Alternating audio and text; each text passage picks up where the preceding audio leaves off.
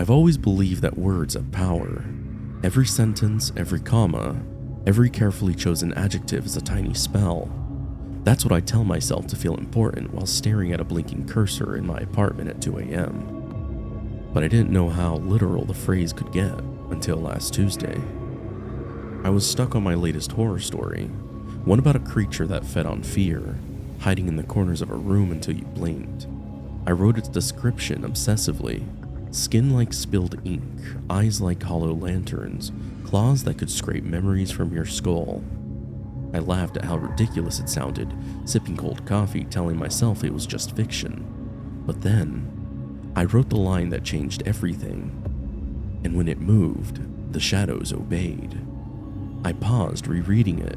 A chill ran down my spine, like a draft had snuck in from nowhere. The lamp flickered. I shrugged it off. Writers get superstitious. It's part of the job. That night, I couldn't sleep. Every creak, every whisper of wind against my window sounded alive. I told myself it was paranoia until I heard the scraping. Not outside, not in the hallway, but in the corner of my room, slow, deliberate, like claws on wood. I froze, my heart hammered, but curiosity, that damn curiosity, made me glance toward the corner. Nothing. I laughed. It's fine. You wrote it. It doesn't exist. And then it stepped forward.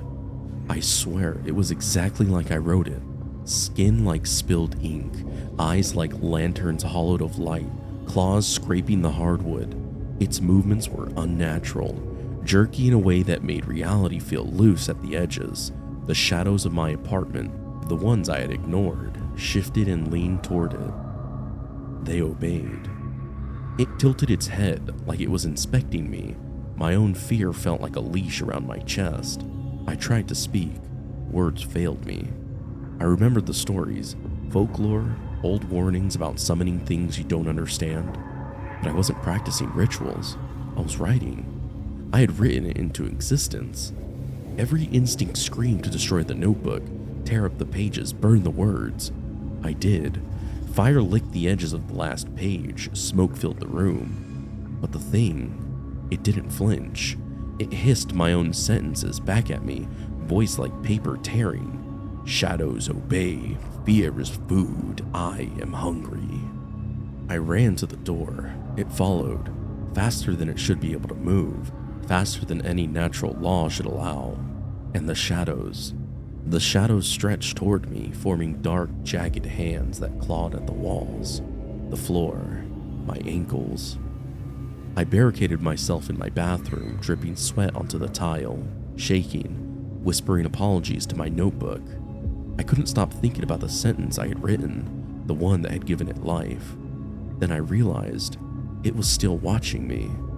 I could see it reflected in the bathroom mirror, grinning without moving its lips. The reflection was wrong. Its claws were longer, sharper, and the shadows behind it were writhing like snakes made out of black smoke. I understand now. Writing isn't just imagination. Words are bridges, and some bridges are too dangerous to cross. I'm still alive, for now, but every time I write a single sentence, I feel it in the room, watching, waiting, hungry, and I know one day it will step fully into my reality.